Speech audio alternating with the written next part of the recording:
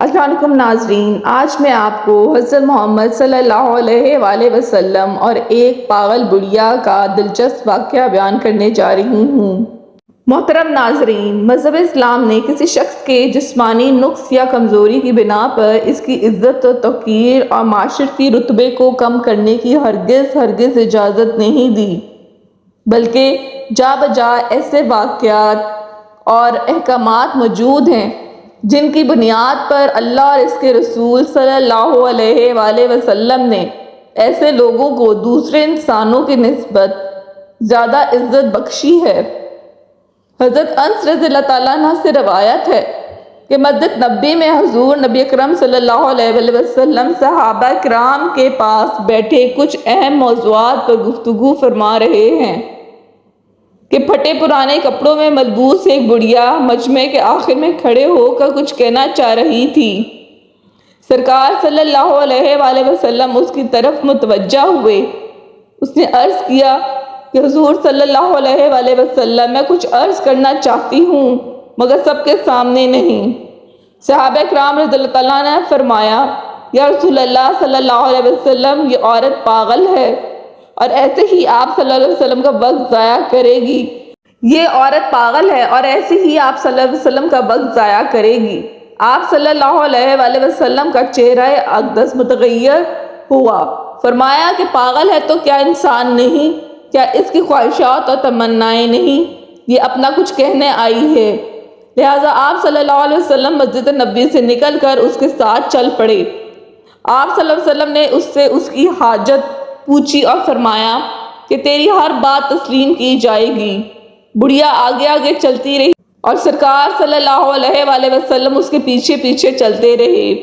حضرت انس رضی اللہ تعالیٰ فرماتے ہیں کہ ہم 4-5 صحابی ہو لیے، حضور صلی اللہ علیہ وسلم کو ساتھ لے کر سارے مدینے کی گلیاں گزر گئیں اور آپ صلی اللہ علیہ وسلم کو ایک کھلے میدان میں لے گئی اور لے کے جا کے کہنے لگی، آپ میرے بیٹھ کے بات سنیں۔ آپ صلی اللہ علیہ وسلم گھنٹوں بہت دیر تک بات کرتی رہی۔ حضرت انس رضی اللہ تعالیٰ فرماتے ہیں کہ ہمیں بہت غصہ آ رہا تھا کہ اتنی دھوپ ہے اور یہ پاگل عورت حضور پاک صلی اللہ علیہ وسلم کا قیمتی وقت ضائع کر رہی ہے۔ آخر جب وہ عورت چلی گئی تو حضرت انس رضی اللہ تعالیٰ فرماتے ہیں کہ ہم نے حضور صلی اللہ علیہ وسلم سے پوچھا کہ یا رسول اللہ، یہ تو عورت پاگل ہے اور جس کے ساتھ بھی بات کرتی ہے اس کی جان نہیں چھوڑتی، اور آپ صلی اللہ علیہ وسلم کا نازک بدن اور کارہائے نبوت کی اہم ذمہ داری، حضور آپ ایسی ویسی عورتوں کی باتیں کیوں سنتے ہیں؟ تو حضور پاک صلی اللہ علیہ وسلم نے فرمایا، اگر اس کی باتیں میں نہ سنوں تو کون سنے گا؟ معذور افراد کس طرح کی توجہ اور معاشرتی مقام کے حقدار ہیں، اس کا اندازہ حضرت عمر فاروق رضی اللہ تعالیٰ عنہ کے طرز عمل سے بھی لگایا جا سکتا ہے۔ ایک دفعہ حضرت عمر فاروق رضی اللہ تعالیٰ عنہ لوگوں کو کھانا کھلا رہے تھے کہ ایک شخص کو دیکھا جو بائیں ہاتھ سے کھانا کھا رہا تھا۔ آپ رضی اللہ تعالیٰ عنہ نے فرمایا کہ اے بندے خدا، دائیں ہاتھ سے کھا۔ اس نے جواب دیا کہ وہ مشغول ہے۔ آپ آگے بڑھ گئے، جب دوبارہ گزرے تو پھر وہی فرمایا اور اس شخص نے پھر وہی جواب دیا۔ جب تیسری بار آپ رضی اللہ تعالیٰ نے اس کو ٹوکا تو اس نے جواب دیا کہ موتا کی لڑائی میں میرا دایاں ہاتھ کٹ گیا تھا۔ یہ سن کر آپ رضی اللہ تعالیٰ عنہ رونے لگے اور پاس بیٹھ کے اس سے پوچھنے لگے کہ تمہارے کپڑے کون دھوتا ہے اور تمہاری دیگر ضروریات کیسی پوری ہوتی ہیں؟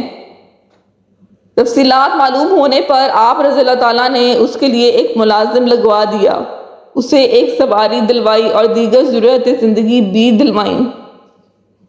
ایک مقام پر حضرت عمر رضی اللہ تعالیٰ عنہ کا گزر ہوا، دیکھا کہ ایک ایسا بوڑھا سائل بھیک مانگ رہا تھا جس کی بصارت زائل ہو چکی تھی۔ آپ رضی اللہ تعالیٰ نے پوچھا، تم اہل کتاب کے کس گروہ سے ہو؟ اس نے کہا، یہودی۔ آپ رضی اللہ تعالیٰ نے اس سے پوچھا، تمہیں کس چیز نے بھیک مانگنے پر مجبور کیا ہے؟ اس نے جواب دیا، میں بڑھاپے، ضرورت مند اور جزیہ کی وجہ سے بھیک مانگ رہا ہوں۔ حضرت عمر رضی اللہ تعالیٰ اس کا ہاتھ پکڑ کر اپنے گھر لے گئے اور گھر میں اسے کچھ لا کر دیا۔ پھر آپ رضی اللہ تعالیٰ عنہ نے بیت المال کے نگران کو بلایا اور اہل کتاب بوڑھے معذور لوگوں کا جذبہ یہ معاف کرنے کے احکامات جاری کر دیے۔ مدینہ کے اطراف میں ایک نابینا بڑھیا تھی۔ حضرت عمر فاروق رضی اللہ تعالیٰ عنہ روزانہ صبح اس کے جھونپڑی میں جا کر اس کے لیے پانی اور دیگر ضروری خدمات انجام دیتے تھے۔ کچھ عرصے بعد آپ کو محسوس ہوا کہ کوئی شخص ان سے پہلے آ کر یہ کام کر جاتا ہے۔ ایک روز تحقیق کی غرض سے آپ رضی اللہ تعالیٰ عنہ کچھ رات گزرنے کے بعد جلد وہاں تشریف لے گئے تو دیکھا خلیفہ اول حضرت ابوبکر صدیق رضی اللہ تعالیٰ عنہ اس ضعیفہ کی خدمت گزاری سے فارغ ہو کر اس کے جھونپڑے سے نکل رہے تھے۔ حضرت عمر فاروق رضی اللہ تعالیٰ عنہ نے اپنے دور خلافت میں اس بات کا سخت اہتمام کر رکھا تھا کہ کوئی شخص فکر و فاقہ میں مبتلا نہ ہو۔